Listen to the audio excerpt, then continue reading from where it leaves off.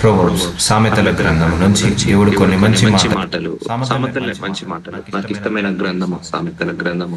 చాలా మనిషికి కావాల్సిన జ్ఞానము, మనిషికి కావాల్సిన శక్తి, మనిషికి కావాల్సిన ఉపదేశాలు, మంచి మాటలు సామెతల గ్రంథంలో రాయబడి ఉన్నాయి. సో దాంట్లో నుంచి కొన్ని మంచి మాటలు తీయడం జరిగింది. ఇంకా దేవుడు ప్రేరేపిస్తే 31 సామెతల గ్రంథంలో 31 సామెతలు ఉన్నాయి. అవన్నీ కూడా వన్ బై వన్ మనము ఎక్స్ప్లెయిన్ చేసుకోవచ్చు, మనము పఠించుకోవచ్చు. ఎందుకంటే సామెతల గ్రంథంలో దేవుడు రాసి పెట్టాడు ఏది మంచి, ఏది చెడు, ఎలా ఉండాలి, ఎలా ఉండద్దు, ఎలా మాట్లాడాలి, దేని వల్ల మనం ఆశీర్వదించబడతాం, ఇవన్నీ కూడా సామెతల గ్రంథంలో రాయబడి ఉంది. సో ఈరోజు కొన్ని సామెతలు అంటేనే మంచి మాటలు, అందులో నుంచి కొన్ని పిక్ చేయడం జరిగింది. సామెతల నుండి మంచి మాటలు, గుడ్ వర్డ్స్ ఫ్రమ్ ప్రోవర్బ్స్. చూద్దాం ఏంటిదో. సామెతలు 1వ అధ్యాయము 7వ వచనంలో, యెహోవా యందు భయభక్తులు కలిగి ఉండట తెలివికి మూలం. చూసారా, దేవుడు అంటే భయభక్తులు ఉండడం అట తెలివికి మూలం అట, ఆధారం అట. సో మనకు దేవుడు అంటే భయభక్తులు ఉన్నప్పుడు పాపంలో పడలేము, దోషంలో పడలేము, ఆ తప్పులు చేయలేము, ఆ పొరపాట్లు చేయలేము, ఆ నరహత్య చేయలేము, ఆ వ్యభిచారం చేయలేము, ఆ త్రాగుండానే వ్యసనానికి పాడైపోలేము.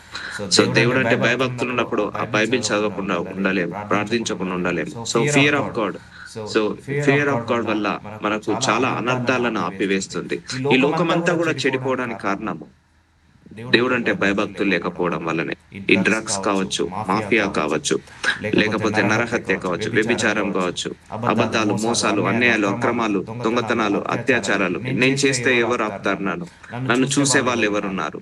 నేను చేస్తే ఆపే వాళ్ళు ఎవరున్నారు అని ఇలా విస్తరించడానికి, భూలోకమంతా పాడైపోవడానికి కారణం ఫియర్ ఆఫ్ గాడ్ లేకపోవడం వల్ల, దేవుడు అంటే భయభక్తులు లేకపోవడం వల్ల.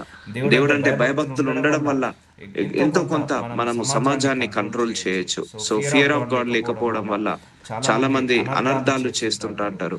సో అదే ఫియర్ ఆఫ్ గాడ్, దేవుడు అంటే భయభక్తులు ఉండడం తెలివికి మూలం అట. So it's beginning of the wisdom అట. సో జ్ఞానవంతులు మాత్రమే దేవుడు అంటే భయభక్తులు కలిగి ఉంటారు. జ్ఞానమునకు ఉపదేశము తిరస్కరించుదురు మూర్ఖులు. సో మూర్ఖులు మాత్రం దేవుడు అంటే భయభక్తులు ఉండరు, అంటే వాళ్ళకు జ్ఞానము లేదని. సో ఎవరైతే దేవుడు అంటే భయభక్తులు ఉంటారో వాళ్ళందరికీ కూడా దేవుడి యొక్క కృపను అనుగ్రహించబడుతుంది. So fear of God is a beautiful gift. మనం కూడా, నేను చాలా సందర్భాలు చెప్పాను, ఇది దేవుడిచ్చే వరాల్లో ఒక వరము. సో ఫియర్ ఆఫ్ గాడ్ ఉన్నప్పుడు నువ్వు ఏ తప్పు చేయలేవు, ఏ పొరపాటు చేయలేవు. దేవుడు అంటే భయభక్తులు ఉన్నప్పుడు నువ్వు ఏ నేరంలో పడలేవు, ఏ పాపంలో పడలేవు. సో ఈ భూలోకం అంతా పాపాలు చేయడం కారణం దేవుడు అంటే భయభక్తులు లేకపోవడమే. ఎవరున్నారు నన్ను శిక్షించడానికి? ఎవరున్నారు నన్ను చూడడానికి? నా ఇష్టం వచ్చింది త్రాగుతా, నా ఇష్టం వచ్చినట్టు మాట్లాడతా, నా ఇష్టం వచ్చినట్లు వాగుతా, నాకు ఇష్టం వచ్చినట్లు చేస్తా అని ఈ లోకంలో ఆ దేవుడు అంటే భయభక్తులు లేకపోవడం వల్లనే నాశనం అయిపోతున్నాడు మనిషి. సో తెలివికి మూలము ఏంటిదట? దేవుడు అంటే భయభక్తులు ఉండడము. మూర్ఖులు జ్ఞానమునకు ఉపదేశము తిరస్కరిస్తారు. సో మూర్ఖులట జ్ఞానాన్ని, ఉపదేశాన్ని తిరస్కరిస్తారట. సో మూర్ఖుల మార్గం వేరండి, వాళ్ళు ఆలోచించే విధానం వేరు. వాళ్ళకు ఎవరంటే భయభక్తులు ఉండరు, వాళ్ళకు బాధ్యత ఉండదు. సో మనము జ్ఞానవంతులుగా ఉండాలంటే ఫస్ట్ ఫియర్ ఆఫ్ గాడ్ ని డెవలప్ చేసుకోవాలి. సో ఫియర్ ఆఫ్ గాడ్ వల్ల మనము పాపంలో పడలేమండి. చాలా మన కంట్రోల్ చేసుకుంటాం మన కళ్ళను. అయ్యో నేను చూస్తే నా దేవుడి దగ్గర ఏమైనా తప్పు వస్తుందో, నేను మాట్లాడితే నా దేవుడి దగ్గర ఏమైనా తప్పు వస్తుందో అని అలా భయభక్తులు కలిగి ఉండడం. ఈ పని చేస్తే నా దేవుడికి నచ్చదు, ఇలా మాట్లాడితే నా దేవుడికి నచ్చదు. So that is the fear of God. మన పిల్లలు ఉన్నారు, అమ్మో నేను ఈ దొంగతనం చేస్తే మా డాడీ కొడతాడు. సో ఫియర్ ఆఫ్ పేరెంట్స్, నేను ఇలా మాట్లాడితే మా అమ్మ తిడుతుంది. So that is the fear of parents. So అలాగే మనము కూడా ఆలోచించాలి, దేవుడు ఏం చెప్పాడు, మనం ఏం చేస్తున్నాం, ఏం మాట్లాడమన్నాడు, మనం ఏం మాట్లాడుతున్నాం, ఏం చూడమన్నాడు, మనం ఏం చూస్తున్నాం, ఎలా ఉండమన్నాడు, మనం ఎలా ఉంటున్నాం. So we need to check all the areas. So fear of God వల్ల కూడా తెలివికి, జ్ఞానముకి మూలము. సో జ్ఞానవంతులు మాత్రమే, తెలివి కల్లా వారు మాత్రమే దేవుడు అంటే భయభక్తులు కలిగి ఉంటారు. So that is very important for us. So సామెతలు 1వ అధ్యాయం 7వ వచనంలో, మూర్ఖులు మాత్రం జ్ఞానమును తిరస్కరిస్తారు. మూర్ఖులు ఎప్పుడు కూడా దేవుణ్ణి యాక్సెప్ట్ చేయరు, దేవుడు అంటే భయభక్తులు కలిగి ఉండరు. సో సామెతలు 3:5 నీ స్వబుద్ధిని ఆధారము చేసుకొనక నీ పూర్ణ హృదయంతో యెహోవా యందు నమ్మిక ఉంచుము. సో ఒకటండి, దేవుడికి ఇష్టం లేని గుణము నీ నీ సెల్ఫ్ డబ్బా కొట్టుకోవడం. అంటే దేవుడికి నచ్చని గుణం మన గురించి మనం గొప్ప చెప్పుకోవడం. మన గురించి ఒకరు గొప్ప చెప్పాలి, కానీ మన గురించి మనం ఎప్పుడు కూడా గొప్ప చెప్పుకోకూడదు. నీ స్వబుద్ధిని ఆధారం చేసుకొనక నీ పూర్ణ హృదయంతో యెహోవా యందు నమ్మిక ఉంచుము. సో దేవుడి మీద నమ్మకాన్ని పెట్టుకో. దేవుడి మీదనే నీ యొక్క ఆధారం పడి ఉండు. అయ్యా, నేను జ్ఞానము లేనివాడను, తెలివి లేనివాడను, అయ్యా జ్ఞానహీనుడను, శక్తిహీనుడను, ఆయన కేవలం నీ కృప మీదనే ఆధారపడి బ్రతుకుతున్నాను. So you need to be like that. అయ్యా, నా శక్తిని బట్టి కాదు, నా స్కిల్ ని, నా టాలెంట్ ని, నా ఎడ్యుకేషన్ బట్టి కాదయ్యా, నీ కృపను బట్టి నన్ను ఆశీర్వదించు నాయన. నేను నీ కృప మీద ఆధారపడ్డాను. నువ్వెంత పెద్ద చదువులు చదువుకున్నా, ఎన్ని లక్షలు సంపాదించినా కూడా నువ్వు అనాల్సిన మాట ఏంటిదంటే, అయ్యా ఇది కేవలం నీ కృప వల్లనే జరిగింది, కానీ నా తెలివి కాదు, నా ఎక్స్పీరియన్స్ కాదు, నా జ్ఞానము కాదు, నా తెలివి కాదు నాయన. కేవలం ఇది నీ కృప వల్లనే నేను ఆశీర్వదించబడ్డాను. సో నీ స్వబుద్ధిని ఆధారము చేసుకొనక నీ పూర్ణ హృదయంతో యెహోవా యందు నమ్మిక ఉంచుము. నీ సొంత బుద్ధి మీద ఆధారం చేసుకోకు. ఎప్పుడైనా కూడా గుర్తు పెట్టుకోండి, ఆయన కృప మహా గొప్పది. మన బుద్ధి కంటే, మన జ్ఞానము కంటే, మన ఎడ్యుకేషన్ కంటే ఆయన కృప మహా గొప్పది. ఆయన కృపను బట్టే మనం అన్ని పొందుకుంటున్నాము. హీలింగ్ కావచ్చు, డెలివరెన్స్ కావచ్చు, 3 పూటల భోజనం కావచ్చు, గాలి కావచ్చు, వేసుకునే వస్తువులు కావచ్చు, ఉద్యోగం కావచ్చు, శాలరీ కావచ్చు, ఇవన్నీ కూడా ఆయన కృపను, మార్కులు కావచ్చు, అన్ని కూడా ఆయన కృపను బట్టి మనం పొందుకుంటున్నాము. కాబట్టి నీ స్వబుద్ధి మీద ఆధారము చేసుకోకు. నీ పూర్ణ హృదయంతో యెహోవా యందు నమ్మిక ఉంచు. ఆయన మీద నమ్మకం పెట్టుకో. ఆయన మీదనే నువ్వు ఆయన మీదనే నువ్వు ఒరుగు. సో కాబట్టి ఎప్పుడైనా గుర్తు పెట్టుకోండి, నేను నా వల్లనే ఇది జరిగిందని ఎప్పుడు కూడా అనొద్దు. ఐ అనే వర్డ్ ఎప్పుడైనా తీసివేసేసేయాలి మన డిక్షనరీలో నుంచే. ఐ అనే వర్డ్, నా వల్లనే ఇది జరిగింది, నేను చేయబట్టే ఇది వచ్చాయి. సో ఎప్పుడు కూడా నేను అనే వర్డ్ వాడొద్దండి. ఎందుకంటే మనతోటి దేవుడు ఉన్నాడు. దేవుడు మన చేత కార్యాలు చేపిస్తున్నాడు, మన చేత ఈ యొక్క ఐడియాలు ఇస్తున్నాడు, మన ద్వారా మనకు ఆయన ప్రణాళికను ఎగ్జిక్యూట్ చేసుకుంటున్నాడు. సో నీ కంప్లీట్ గా యెహోవా యందు నమ్మిక ఉంచుము. ఒకవేళ నువ్వు ఉద్యోగం గురించి అడుగుతున్నావా, ఇల్లు కట్టుకోవాలని అడుగుతున్నావా, లేకపోతే వీసా గురించి, అయ్యా నా శక్తి కాదు, నా యుక్తి కాదు, నా జ్ఞానము కాదు, నా తెలివి కాదయ్యా, కేవలం నీ కృపను బట్టి నన్ను జాబుని ఇవ్వండి, నీ కృపను బట్టి నన్ను కనికరించండి, నీ కృపను బట్టి, నీ కనికరాన్ని బట్టి నన్ను ఆశీర్వదించండి అని నువ్వు ప్రార్థించాలి. సో యెహోవా యందు నమ్మిక ఉంచు. సో ఆయన మీద నమ్మకం పెట్టుకో. ఆయన మీద ఆధారపడు, కానీ నీ మీద నువ్వు ఆధారపడకు. ఆ రోజు ఆదాంని దేవుడు సృష్టించి ఆ పండు తినకన్నాడు. ఎందుకంటే ఆ పండు తింటే ఆ జ్ఞానము పెరుగుతుంది. మనిషి దేవుడి మీద ఆధారపడడం కంటే తన మీద తను ఆధారపడేలాగా అవుతాడు. ఎప్పుడైతే మనిషి దేవుణ్ణి వదిలేసి తన మీద ఆధారపడతాడో అది చాలా అనర్థాలకు కారణం తీస్తుంది. ఎందుకంటే మనిషి యొక్క ఆలోచనలు ఎప్పుడైనా చెడు మార్గంలో నడుస్తాయి, కానీ దేవుడు మాత్రం మంచి మార్గంలో నడిపిస్తుంటా అంటాడు. కాబట్టి ఎప్పుడైనా కూడా నువ్వు దేవుడి మీద ఆధారపడు, దేవుడి మీద నమ్మకం పెట్టుకో. నీ కృపను బట్టి నన్ను ఆశీర్వదించమని అడుగు. సో అంతేకాని నాకు ఈ స్కిల్ ఉంది, టాలెంట్ ఉంది, ఎడ్యుకేషన్ ఉంది, విజ్డమ్ ఉంది, ఉన్నది పర్లేదు, బట్ అయినా కూడా God grace is more important than your wisdom, knowledge, education. సామెతలు 3:6 నీ ప్రవర్తన అంతటి అందును ఆయన అధికారమును ఒప్పుకొను, అప్పుడు ఆయన నీ త్రోవలను సరళం చేయను. అయ్యా నా శక్తి కాదయ్యా, నా యుక్తి కాదయ్యా, నా బలము కాదయ్యా, నీ కృపను బట్టి నన్ను ఆశీర్వదించండి. నీ ప్రవర్తన అంతటి అందును ఆయన అధికారమును ఒప్పుకొనుము. ఎవరైనా నువ్వు బాగా చదువుకుంటున్నావు అంటే బై గాడ్ గ్రేస్ అనాలి. నువ్వు ఇల్లు కట్టుకున్నావంటే బై గాడ్ గ్రేస్ అనాలి. నీకు తెలివి ఉన్నదంటే బై గాడ్ గ్రేస్ అనాలి. నువ్వు అందంగా ఉన్నావంటే అది బై గాడ్ గ్రేస్ అనాలి. సో సమస్తము ఆయన కృప వల్లనే జరుగుతుంది. సో ఆయనకే నువ్వు గ్లోరీ ఇచ్చాయి, ఆయన అధికారాన్ని ఒప్పుకొనము. నీ ప్రవర్తన అంతటి అందును నువ్వు సంపాదించిన సంపాదన కావచ్చు, నీ ప్రవర్తన కావచ్చు, మీ యొక్క పాజిటివ్ ఎనర్జీ ఉంది మీలో, మీరు చాలా బాగా మాట్లాడుతున్నారు, మీ ప్రవర్తన బాగుందంటే సో బై గాడ్ గ్రేస్, ఈ God given the training for us అంతే అని ఇలా అనాలి. అప్పుడు ఆయన నీ త్రోవలను సరళం చేయను. నువ్వు చేసే ప్రతి ప్రయత్నంలో ఆయనకు అప్పజెంపుకో, నీ ప్రవర్తనను ఆయనకు అప్పజెప్పుకో. ఆయన నీ మార్గాలను సరళం చేస్తాడు. అందుకే ప్రార్థించాలి, నేను చేసే ప్రతి ప్రయత్నంలో తోడుగా ఉండండి, ప్రతి ప్రార్థనలో తోడుగా ఉండండి, ప్రతి ప్రయాసంలో తోడుగా ఉండండి, నాకు విజయాన్ని దయచేయండి ఆయన. అయ్యా నీ సహాయం లేకుండా నేను ఏమీ చేయలేను. నిజంగా చెప్తున్నా, ఆయన సహాయం లేకుండా ఏమీ చేయలేమండి ఈ భూలోకంలో. ఆయన సహాయం లేకుండా, ఆయన శక్తి లేకుండా, ఆయన కృప లేకుండా మనం ఏమి చేయలేము. ఇప్పటి వరకు బ్రతుకుతున్నామంటే ఎవరైనా కూడా ఆయన కృప వల్లనే మనం బ్రతుకుతున్నాము. ఆయన మౌనంగా ఉంటే మన ప్రార్థనలకు జవాబు రాకుండా మౌనంగా ఉంటే మనం బ్రతకలేము. ఆయన ఉగ్రతను మనం చూడలేము. ఆయన యొక్క కోపాన్ని మనం తట్టుకోలేము.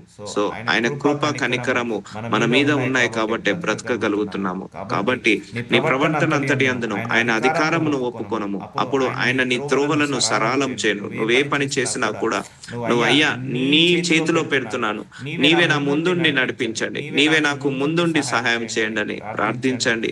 దేవుడు ఆ ప్రార్థనను విని ఆయన నీ మార్గాలను సరళం చేస్తాడు. సో నీ బుద్ధి మీద ఆధారపడకు, నీ శక్తి మీద ఆధారపడకు, కేవలం దేవుడి యొక్క కృప మీద ఆధారపడు, దేవుడి యొక్క కనికరం మీద ఆధారపడు, ఆయన ఆశీర్వాదం మీద ఆధారపడు. కానీ నీ క్వాలిఫికేషన్ మీదనో, నీ టాలెంట్ మీదనో, నీ స్కిల్ మీదనో కాదు. Same by God grace only we are here today. నేను జ్ఞానిని కదా అని నీవు అనుకోనవద్దు. సో ఎంత పెద్ద కోటీశ్వరుడైనా, ఎంత పెద్ద జ్ఞానవంతులైనా కూడా, సో నీకు నువ్వు ఎప్పుడు కూడా డిక్లరేషన్ ఇచ్చుకోకు, జ్ఞానవంతుడని అనుకోవద్దు. యెహోవా యందు భయభక్తులు కలిగి చెడుతనం విడిచిపెట్టును. సో చాలా మంది కూడా వాళ్ళ గురించి గొప్ప చెప్పుకుంటారు. సో దేవుడికి నచ్చని గుణము వాళ్ళ గురించి గొప్ప చెప్పుకోవడం, సెల్ఫ్ డబ్బా. దేవుడికి అస్సలు ఇష్టం ఉండదండి. ఇప్పుడు ఒక దేవజనుడు గొప్ప సేవ చేస్తున్నాడంటే దాని వెనకాల దేవుడి యొక్క కృప, దేవుడి యొక్క కనికరము, దేవుడిచ్చాడు జ్ఞానము, దేవుడిచ్చాడు శక్తి. ఇప్పుడు నేను కూడా వాక్యం బోధించగలుగుతున్నా అంటే because of God only. Nothing is there from my end. నా నుంచి ఏమీ లేదు. ఆయన శక్తినిచ్చాడు, ఆయన్నే జ్ఞానం ఇచ్చుకున్నాడు, ఆయన్నే తెలివినిచ్చాడు, దాని ద్వారానే అది నడుస్తుంది. ఆయన ఆత్మనిచ్చాడు, దాని ద్వారానే నడిపించబడుతున్నాము. నేను జ్ఞానిని కదా నీవు అనుకోనవద్దు. ఏ విషయంలో కూడా నీకు నువ్వు గొప్ప అని అనుకోవద్దు. ఎందుకంటే నువ్వు ఫస్ట్ దేవుడే గొప్ప అని నువ్వు ఫస్ట్ ప్రియారిటీ ఇవ్వాలి, దేవుడికే నువ్వు గ్లోరీ ఇవ్వాలి. సో జ్ఞానిని అనుకోవద్దు. సో దేవుడు అంటే భయభక్తులు కలిగిన వాళ్ళే దేవుడికే ఫస్ట్ ప్రియారిటీ ఇస్తారు. చెడుతనము విడిచిపెట్టుము. చెడుతనము మన లైఫ్ లో ఏ చెడు ఉంది, ఎక్కడ మనం తప్పు, ఎక్కడ మనం పొరపాటు చేస్తున్నాం, వాటన్నిటిని రిలీజ్ చేయాలి, విడిచిపెట్టాలి. కొన్ని చెల్లు, కొన్ని తప్పులు మనకు తెలియదు, దేవుడికి తెలుసు. అయ్యా నా లోపల ఏ చెడుతనము నా తీసివేనైనా, నేను శరీరంలో ఉన్నాను, రక్త మాంసంలో ఉన్నాను, నా చెడుని తీసేసే శక్తి నాకు లేదయ్యా, నీకు మాత్రమే ఉంది. నా చెడుని కంప్లీట్ గా తీసివేయండి నా శరీరం నుంచి అని ప్రార్థించాలి. సో ఇవన్నీ గోల్డెన్ వర్డ్స్ ఫ్రమ్ ప్రొవర్బ్స్, సామెతల నుంచి దేవుడు రాసిపెట్టిన, మనిషి జీవితానికి రాసిపెట్టిన గొప్ప అంశాలు. సో చాలా మంది మనం ఏమనుకుంటాం, సంపాదించగానే ఎస్ నా వల్లనే ఇది జరిగింది, ఎస్ నా వల్లనే నేను ఇది, నా తెలివి వల్లనే, నా జ్ఞానం వల్ల నేను ఇంత పెద్దవాడినయ్యాను. ఆ తెలివి ఇచ్చిందే దేవుడు అని మాత్రం మర్చిపోవద్దు.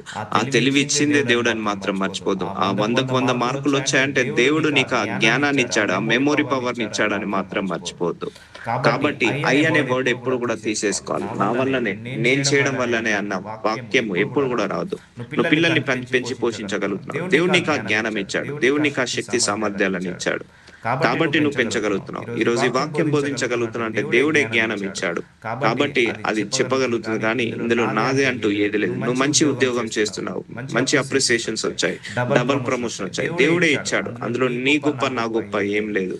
సో దేవుడు కరుణించి వాళ్ళ మనసులను మార్చి, వాళ్ళ హృదయాలను మార్చి, పై అధికారుల ముందు నీకు దృష్టి కలిగేలాగా చేసి నిన్ను పైకి లేవనెత్తాడు. సో చూసారా, నీవు జ్ఞానివని నువ్వు ఎప్పుడు కూడా అనుకోకు. యెహోవా యందు భయభక్తులు కడిగి చెడుతనము విడిచిపెట్టుము. అప్పుడు నీ దేహమునకు ఆరోగ్యము, నీ ఎముకలకు సత్వయు కలుగును. చూసారా, దేవుడు అంటే భయభక్తులు కలగడం వల్ల ఆరోగ్యము, సత్వ కలుగుతుంది. అందుకే మార్నింగ్ లేవగానే ఈ రోజు నీ చిత్తానుసారంగా మాట్లాడాలి, నీ చిత్తానుసారంగా నేను బ్రతకాలి, నీ చిత్తాన్ని నేను నెరవేర్చాలి ప్రభు అని ప్రార్థించండి. సో ఈ రోజు ఒక్క తప్పు చేయకుండా మంచి బైబిల్ చదువుకున్నావు, ప్రార్థించుకున్నావు, దేవుడితో ఎక్కువసేపు గడిపావు, ఆరాధించావు, స్తుతించావు, ఎవరిని ఒక్క మాట అనలేదు. సో నువ్వు దేవుడి చిత్తానుసారంగా బ్రతికావు, నీతిగా బ్రతికావు, ఈ రోజు పరిశుద్ధంగా బ్రతికావు, నువ్వు దేవుడికి సేవ చేసినట్టే.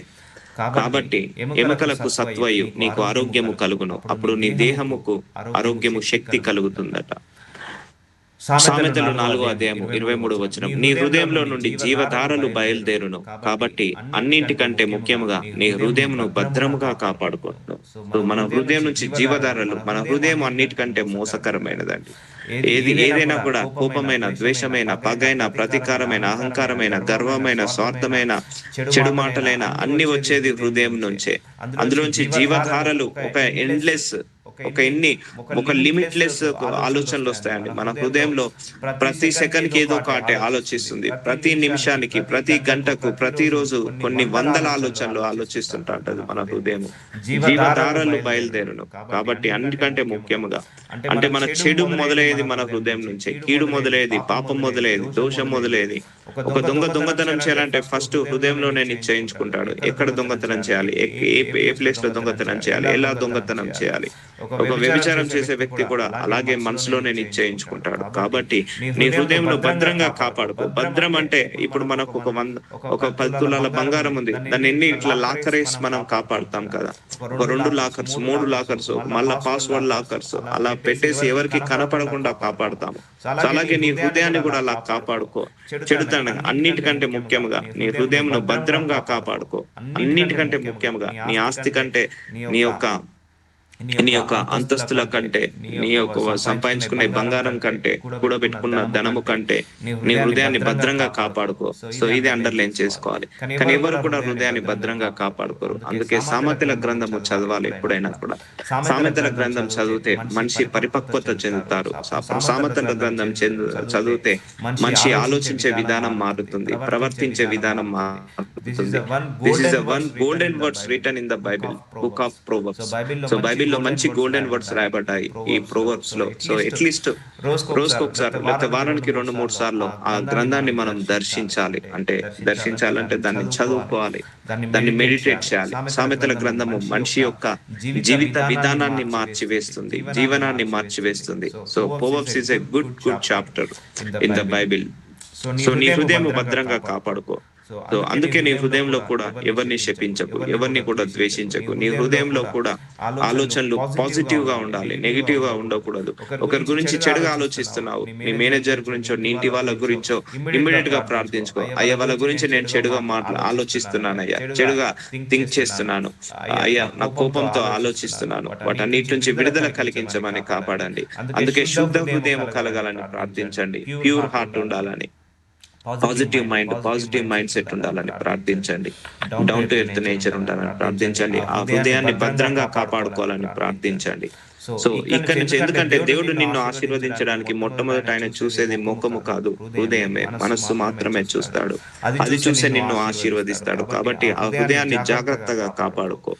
సో చాలా మంది కూడా నీ ఆస్తులను కాపాడుకో అని చెప్పి ఉండొచ్చు, నీ అంతస్తులను కాపాడుకో, నీ బంగారాన్ని, నీ పట్టు చీరలను, నీ ధనాన్ని, ఐశ్వర్యాన్ని కాపాడుకో అని చెప్పి ఉండొచ్చు. కానీ బైబిల్ మాత్రం నీ హృదయాన్ని కాపాడుకో అని చెప్తుంది. సో ఇదే అన్నిటికంటే మూలము, అన్నిటికంటే వ్యర్థం అంటే మోసకరమైనది. మన హృదయం ఎన్నో రకాలుగా మోసం చేస్తుంటది. ఆ సర్మని కూడా మీకు ప్రీచ్ చేయడం జరిగింది, చూసుకోవచ్చు. సామెతల 6వ అధ్యాయం 6వ వచనం, మనిషిని దరిద్రంలోకి నెట్టేది, మనిషిని ప్రార్థనలకు దూరం ప్రార్థనకు సమాధానాలు రాకుండా చేసేది లేజినెస్ అండి, లేజినెస్. సో ఇదొకటి మనం చాలా గమనిస్తాము, మెడిటేట్ చేసుకుందాము. ఒక మనిషి దరిద్రంలోకి పోవాలంటే కారణము అది లేజినెస్, సోమరితనం వల్ల. వారు కాదు, వీరు కాదు, మన సోమరితనం వల్లనే. ఒక మనిషి ప్రార్థన చేయలేకపోతున్నాడు, స్పిరిచువల్ లేజినెస్. సో ఆ స్పిరిట్ లేజినెస్ వల్ల ఒక మనిషి కష్టపడలేకపోతున్నాడు, లేజినెస్, చదవలేకపోతున్నాడు, లేజినెస్. ఈ లేజినెస్ అనేది ఎప్పుడు కూడా అలో చేయకూడదండి. సామెతల 6వ అధ్యాయం 6వ వచనము, రేపు చేయాల్సింది ఈ రోజు చేయి, ఈ రోజు చేయాల్సింది ఇప్పుడు చేయని అందరూ అంటారు. కాబట్టి సోమరి చీమల యొద్దకు వెళ్ళుము, వాటి నడతలు కనిపెట్టి జ్ఞానము తెచ్చుకొనుము. సో చూసారా, చీమలకి అంత జ్ఞానం ఇచ్చాడు. సో ఎప్పుడు వర్షాకాలం వస్తుందంటే ఎండాకాలంలోనే అవి పంటల వాటికి కావాల్సిన ఆహారాన్ని సిద్ధపరుస్తాయి. సో నువ్వు ఒక స్టెప్ ముందే ఉండాలి. కష్టం వచ్చినప్పుడు చూసుకుందాంలే, బాధ వచ్చినప్పుడు చూసుకుందాంలే, అవసరం వచ్చినప్పుడు చూసుకుందాంలే కాదు. సో ఎప్పుడైనా కూడా అలర్ట్ గా ఉండాలి, యాక్టివ్ గా ఉండాలి, సోమరితనంగా ఉండకూడదు. ఈ రోజు చేయాలనుకున్న పని ఈ రోజే చేయాలి, ఇప్పుడే చేసేయాలి, పోస్ట్ పోన్ చేయకూడదు ఏ విషయమైనా కూడా.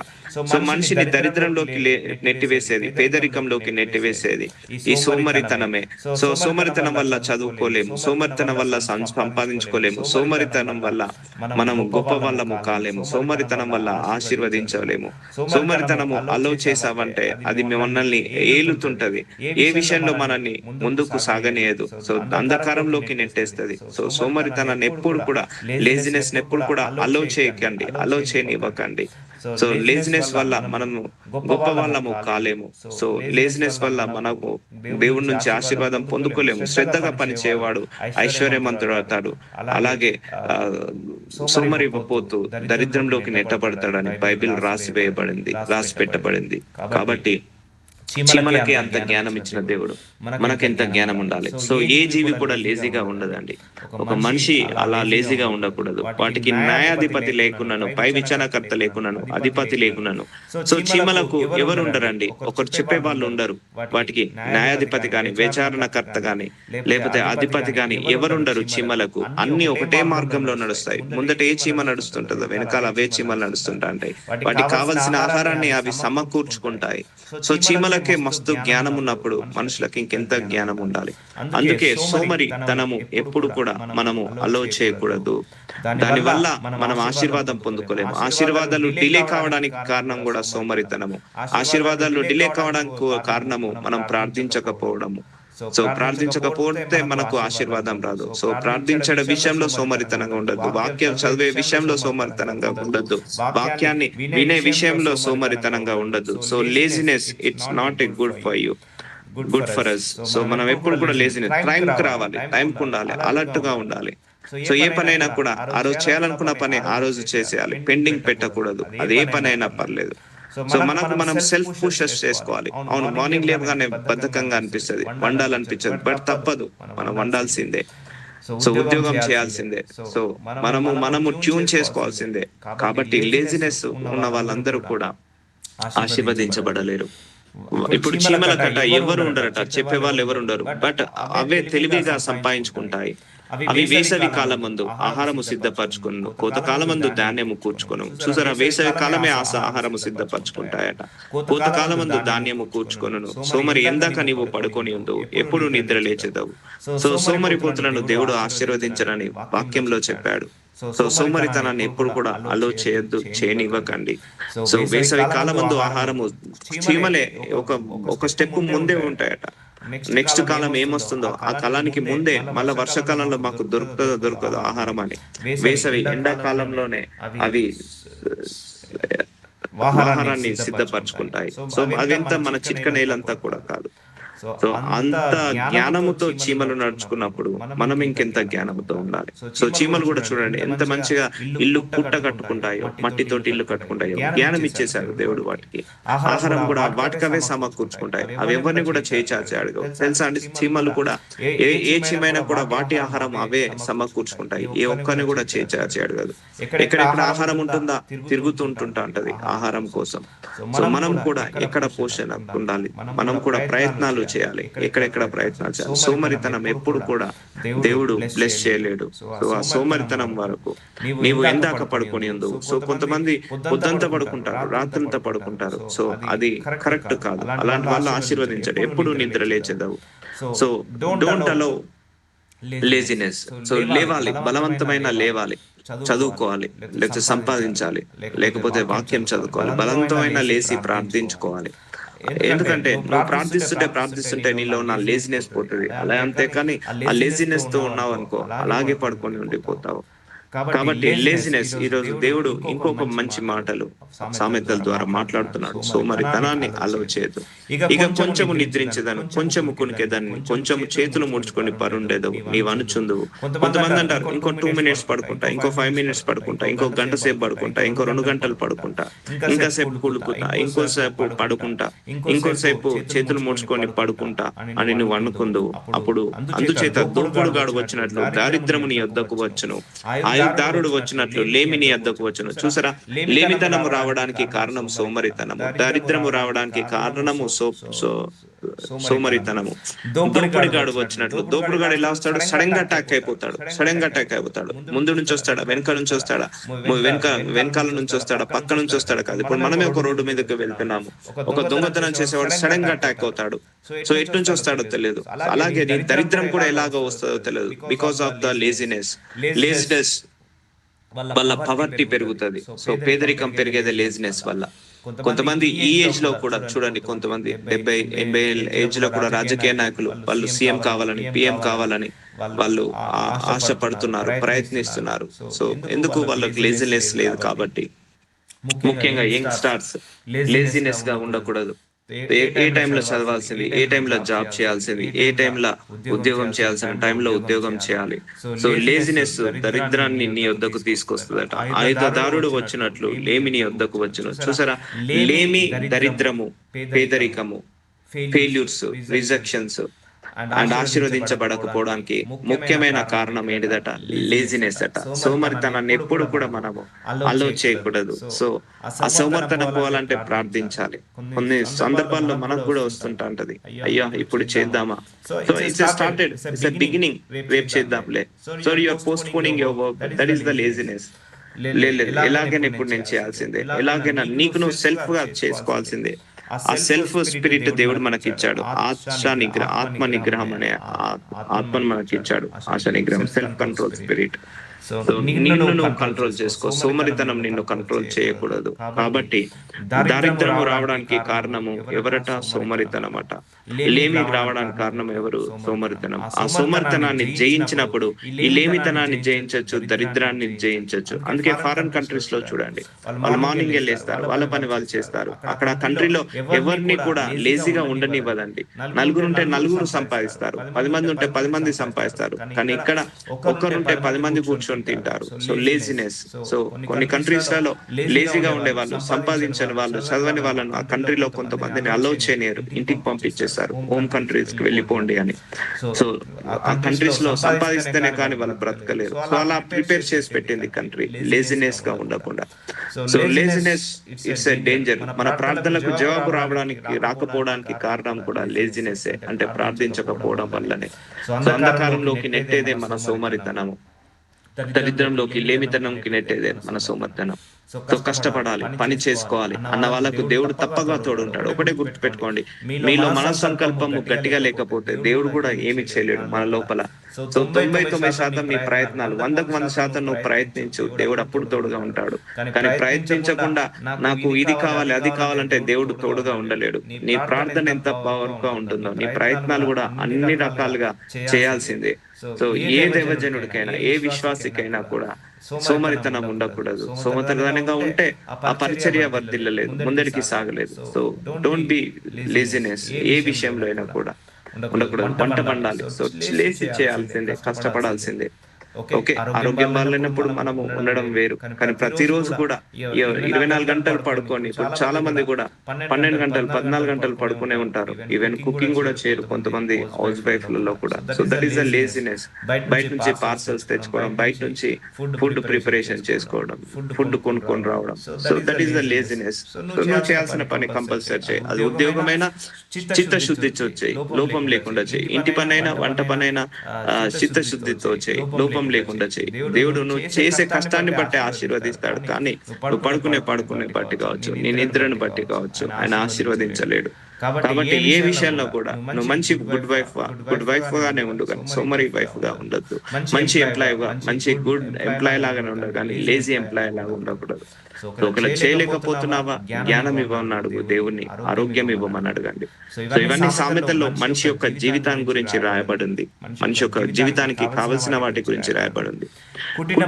సామెతల 6వ అధ్యాయం 12వ వచనం, కుటిలమైన మాటలు పలుకువాడు పనికి మాలిన వాడు దుష్టుడనై ఉన్నాడు. సో అనవసరమైన మాటలు, అక్కర్లేని మాటలు, చాడీలు చెప్పే మాటలు, అసభ్యంగా మాట్లాడే మాటలు, ఇవన్నీ కూడా పలికి మాలిన వాళ్ళు చేస్తారు, దుష్టుడై ఉన్నారు. సో మన మాటలు రుచికరంగా ఉండాలి, ఉప్పు వేసినట్టు రుచికరంగా ఉండాలి. చాడీలు చెప్పడం, మోసాలు చేయడం, లేకపోతే అబద్ధాలు చెప్పడం, లేని వార్తలను పుట్టించి చెప్పడం, ఇలాంటి వాళ్ళు చాలా మంది ఉంటారు. వాడు కన్ను గిట్టును కాళ్ళతో సైగ చేయను, వేళ్లతో గుర్తులు చూపును. కొంతమంది సైగలు చేస్తుంటా అంటారు, మన ముందట మంచిగా మాట్లాడి వెనకాల సైగలు చేస్తారు, కన్ను కొడుతుంటా అంటారు. సో ఇలాంటి వాళ్ళు దుష్టత్వం వాళ్ళు, చెడ్డ వాళ్ళు. సో వీళ్ళకు దూరంగా ఉండు. మనం కూడా అలాంటి వాటి చేయకూడదు. కుటిలమైన మాటలు పలకకువాడు పనికి మాలిన వాడు. సో ఇంతకుముందు సోమరి గురించి చెప్పాడు, ఇప్పుడు నోటి మాటల గురించి చెప్తున్నాడు. అందుకే సామెతలు అట్లీస్ట్ రోజు ఒక 3 చాప్టర్స్ అన్నా చదువుకోవాలండి. అట్లీస్ట్ 1 చాప్టర్ అన్నా చదవండి సామెతలు. 31 చాప్టర్లు అంటే అంటే నెలకు ఒక చాప్టర్, రోజుకొక చాప్టర్ చదివినా కూడా 31 రోజులకు 31 చాప్టర్లు అవుతాయి. సో సామెతల్లో దేవుడు గొప్ప గొప్ప సంగతులు రాసి పెట్టాడు.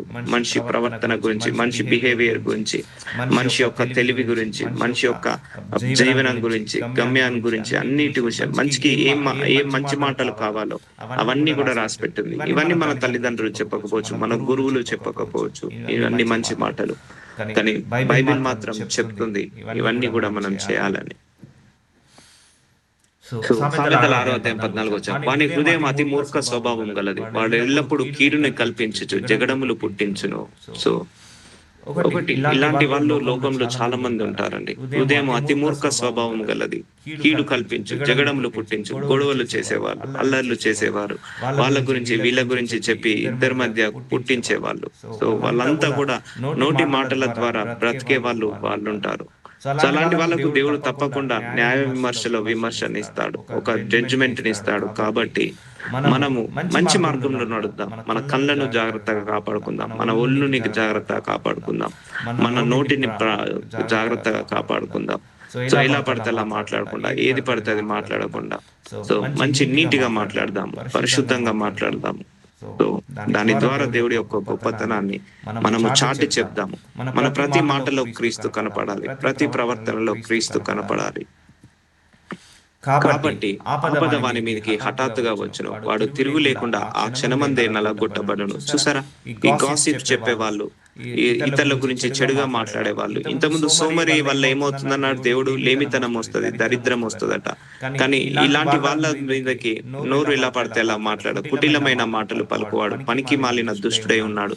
ఈ కుటిలమైన మాటలు వాళ్ళు పడికే వాళ్ళట, ఆపద వాని మీదకి హఠాత్తుగా వస్తుందట, తిరుగు లేకుండా ఆ క్షణమే నలగొట్టబడును. అందుకే నీతిమంతుడు 7 సార్లు పడిపోయినా 8వ సారి నిలబడతాడు, 6 సార్లు పడిపోయినా 7వ సారి నిలబడతాడు, 99 సార్లు పడిపోయినా 100వ సారి కూడా నిలబడతాడు. కానీ అవినీతి పరుడు, అపరిశుద్ధుడు, మోసగాడు, అన్యాయస్తుడు ఎన్నిసార్లు పడిపోయినా తిరిగి లేచి నిలబడలేడు, అలాగే పడిపోతాడు, నలగొట్టబడతాడు, నాశనం అయిపోతాడు.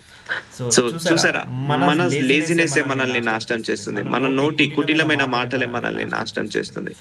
అందుకే ఎంత తక్కువ మాట్లాడితే అంత మంచిది. అంటే ఇన్ ద సెన్స్ మన అన్వాంటెడ్ మాటలు మాట్లాడుతుంటాం. ఇప్పుడు మనకు ఫోన్ల వల్ల ఇంకెక్కువ అయిపోయినాయి. ఒకప్పుడు అంటే చాలా తక్కువగా మనం మాట్లాడే వాళ్ళం. ఎప్పుడో బంధువులు వచ్చినప్పుడు, చుట్టాలు వచ్చినప్పుడు ఆ విషయాలు మాట్లాడుకునే వాళ్ళము, కష్ట సుఖాలు పంచుకునే వాళ్ళం. ఓకే, కష్ట సుఖాలు పంచుకోండి, కానీ ఒకరి గురించి నెగిటివ్ గా మాట్లాడుకోవడం, ఒకరి గురించి నెగిటివ్ గా చెప్పుకోవడం, పొద్దుస్తమానం ఆ ఫోన్లలో అవే పనులు, అవే ముచ్చట్లు చేయడం కరెక్ట్ కాదు.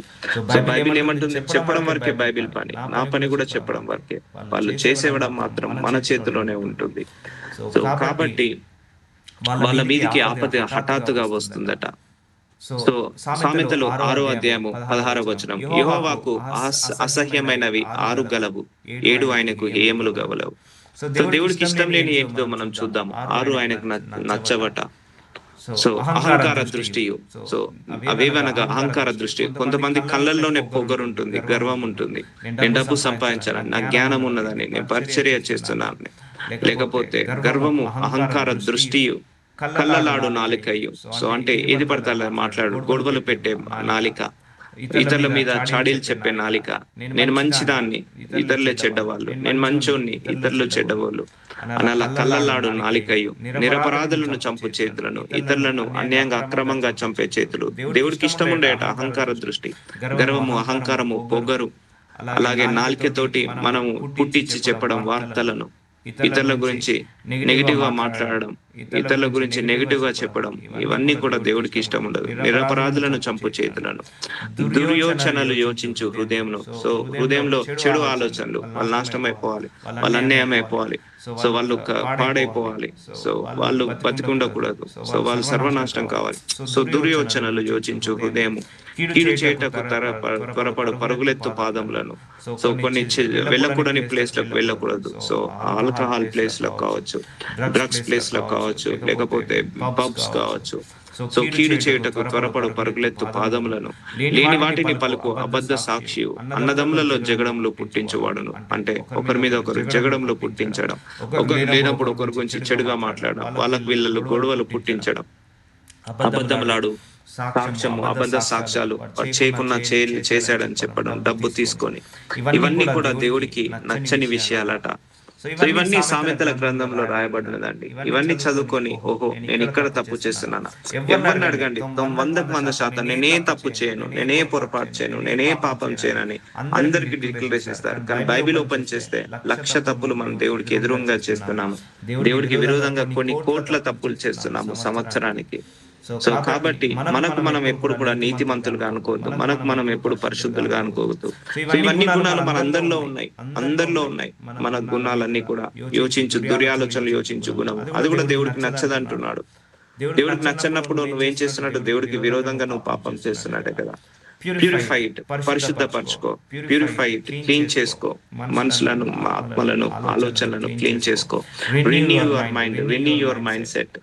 అన్నదమ్ములలో జగడములు పుట్టించేవాడును, అంటే ఒకరి మీద ఒకరు కోపాన్ని తీసుకొచ్చి గొడవలను పుట్టించి లేని వార్తలను పుట్టించేవాడు దేవుడికి ఇష్టం ఉండదట. సామెతలు 9:8 అపహాసకుని గద్దింపకుము, గద్దించిన ఎడల వాడు నిన్ను ద్వేషించును. కొంతమంది ఉంటారు చెప్తే వినని వాళ్ళ గురించి మనం చెప్పి వేస్ట్, చెప్తే వినని వాళ్ళని గురించి. కొంతమంది జ్ఞానవంతుంటారు, వాళ్ళు చెప్తే వాళ్ళు బాగుపడతారు. కొంతమంది జ్ఞానము లేని వాళ్ళు ఉంటారు, అపహాసకులు. ఏది చెప్పినా కూడా రిసీవ్ చేసుకునే వాళ్ళు ఉంటారు, ఏది చెప్పినా కూడా తప్పులు తీసుకునే వాళ్ళు ఉంటారు.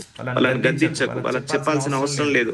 వాడు నిన్ను ద్వేషించును, జ్ఞానం గల వానికి గద్దింపగా వాడు నిన్ను ప్రేమించును. చూసారా, ఒక మంచి వాడికి, ఒక నీతిమంతుడికి, ఒక పరిశుద్ధుడికి ఒక మంచి గైడ్లైన్స్ ఇవ్వు, వాడు గద్దింపగా వాడు నిన్ను ప్రేమించును. అదే జ్ఞానము లేని వాడు కావచ్చు, బుద్ధి లేని కావచ్చు, మూర్ఖుడు కావచ్చు, వాడికి చెప్తే ద్వేషిస్తాడు. ఒక త్రాగుబోతు, వాడు త్రాగుడికి వ్యసనమైన వాడు, మనం చెప్పాలి త్రాగొద్దు అని, వాడికి కోపం వస్తుంది, మనం చెప్తూనే ఉంటాం, కోపం వస్తుంటా ఉంటది, వాడు నిన్ను ద్వేషిస్తాడు. వాడే నిన్ను ఏదో ఒక రోజు ఏదో ఒకటి చేయడానికి ఆస్కారం అవుతుంటది. అదే ఒక మంచి వాడు ఉన్నాడు, అరే వద్దురా ఈ పని చేయకు అన్నప్పుడు అనుకో, వాడు పని చేయడు, మారిపోయి మారసి ఒకరోజు ఓహో సో మనిషి నన్ను ఈ పని చేయకన్నాడు కాబట్టి నేను చేయలేను అని అన్నాడు. సో మూర్ఖుడి దగ్గర కూడా ఎలా ఉండాలి? కొంతమంది ఏది చెప్పినా వినరు, అలాంటి వాళ్ళకు చెప్పి వేద్దాము. కొంతమంది చెప్తే వింటారు. సో చెప్తే వినే వాళ్ళకు చెప్పి మనము, వాడు నిన్ను ఇష్టపడతాడు, ప్రేమిస్తాడు. కాబట్టి సో ఇవన్నీ సామెతలో రాసి పెట్టాడు. ఎలా ప్రవర్తించాలి, ఎలా మాట్లాడాలి, మన ప్రవర్తన ఎలా ఉండాలి, మన బిహేవియర్ ఎలా ఉండాలి, దేవుడికి ఏది ఇష్టము, ఏది ఇష్టం ఉండదు, ఇవన్నీ కూడా మనకు సామెతల గ్రంథంలో దేవుడు రాసి పెట్టాడు. సో ఇట్స్ మంచి బుక్ అండి. ప్రతిరోజు ఒక చాప్టర్ అన్న చదువుకోండి, అందులో ఉన్న జ్ఞానాన్ని పొందుకోండి. చిన్నప్పుడు మనం బుక్స్ లలో చదువుకున్నాము, అవన్నీ కూడా ఈ బైబిల్ నుంచి కూడా రాయబడి ఉన్నాయి. సో నేను కూడా కొన్ని స్కూల్ బుక్స్ చూసాను, 5th class, 4th class, 6th class, కొన్ని శతకాలని, కొన్ని పద్యాలని, కొన్ని వచనాలన్నీ కూడా మంచి వచనాలు కూడా ఈ బైబిల్ కి ఆల్మోస్ట్ 100% మ్యాచ్ అయినవి ఉన్నాయి. సో కాబట్టి సామెతలు చదువుకోండి, మీ యొక్క నాలెడ్జ్ ని ఇంప్రూవ్ చేసుకోండి, మీ యొక్క ప్రవర్తనను మార్చుకోండి. So God bless you with this sermon. Lord Jesus, సామెతల గ్రంథంలో ఉన్న మంచి మాటలను మాతో మాట్లాడవయ్యా. అయ్యా మీరు కరుణిస్తే, మీరు పర్మిషన్ ఇస్తే, మీరు ప్రేరేపిస్తే ఈ సామెతలు 31 గ్రంథాలు ఉన్నాయి. వాటన్నిటి గురించి కూడా క్లియర్ గా ఎక్స్ప్లెయిన్ చేయగలిగే జ్ఞానాన్ని దయచేసి ఈ బిడ్డలందరినీ కూడా మీ మార్గంలో నడిపించే శక్తిని, సామర్థ్యాన్ని నాకు దయచేయమని ప్రార్థిస్తున్నాను తండ్రి. అయ్యా ప్రతిరోజు కూడా సామెతల గ్రంథము క్రమం తప్పకుండా చదువుకొని అందులో ఉన్న జ్ఞానాన్ని మేము పొందుకునే శక్తిని మా అందరికీ కూడా దయచేయమని యేసు నామములో ప్రార్థిస్తున్నాము తండ్రి.